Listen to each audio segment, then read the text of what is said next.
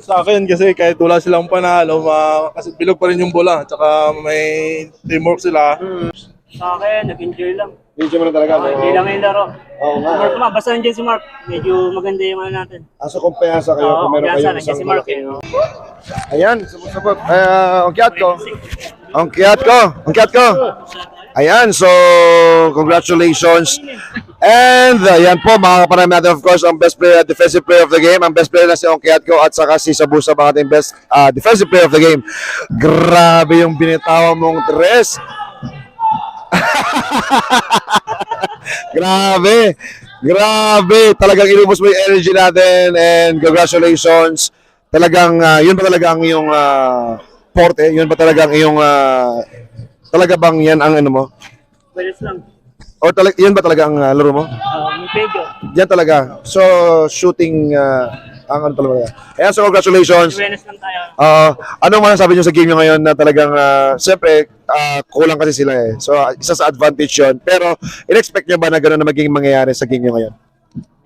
Sa akin kasi kahit wala silang panalo, kasi bilog pa rin yung bola. Tsaka may teamwork sila. Sa akin ginawa ko lang lahat sa depensa, para ma-practice din namin sa team namin na masanay. Oo. Yan lang.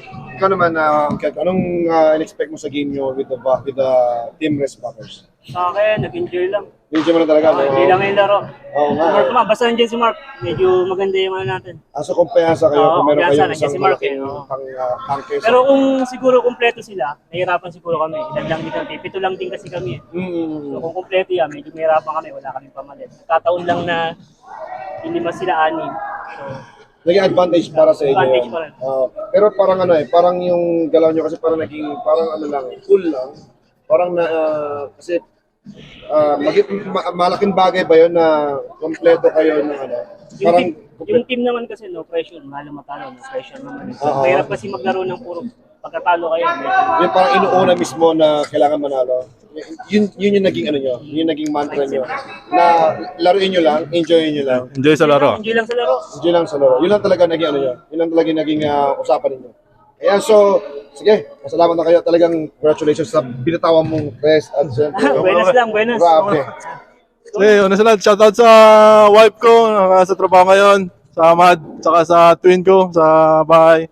Shoutout sa pamilya ko sa Bacolod, sa Busa family, and Aguiron family. Thank you sa lahat. Ayan, taga Bacolod, Ilonggo pala si Sir Sabusa. Shoutout ko lang yung mga kasama ko sa village, 530 villagers. Kasama mo din ba sila? Kasama kami ng mga yan. Tapos, shoutout yung Soul Cupid. Kung gusto yung more dyan sa sapatos. May Soul tropa tayo, Soul Cupid. Kanya yun. Saan ba yung Soul Cupid? Dito ba sa ano? Nasa Sidra Village yun. Si Dravila, tropa Soul natin yun. Cupid. Ayan, so yun ang FB page. Soul Cupid FB page yan. Ayan, yun po. Soul Cupid ng FB page sa Sidra Village. Ayan, so congratulations once again. Best player of the game on Kiatko. And defensive player of the game, Sir Sabusa. Congratulations sa Team Valley Boys. Bye everyone.